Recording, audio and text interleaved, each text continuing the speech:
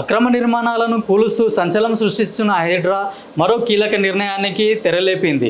ఎవరైతే అక్రమ నిర్మాణాలకు అనుమతులు ఇచ్చారో ఆ అధికారులపైన కూడా క్రిమినల్ కేసులు నమోదు చేయాలని సూచించింది. ఇప్పటికే 6 అధికారులపై క్రిమినల్ కేసులు నమోదు చేయాలని సైబరాబాద్ కమిషనర్కు ఫిర్యాదు చేసినట్టుగా కూడా తెలిసింది. అయితే ఆ 6 అధికారులు చందానగర్, నిజాంపేట్, బాచుపల్లికి చెందిన హెచ్ఎండిఏ, జిహెచ్ఎంసి అధికారులుగా వారు గుర్తించారు.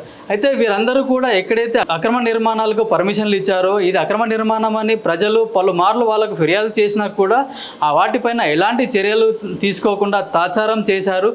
అలాంటి అధికారులను గుర్తించి ఈ 6 పైన క్రిమినల్ కేసులు నమోదు చేయాలని సైబరాబాద్ పోలీసులకు వీళ్ళు సూచించారు.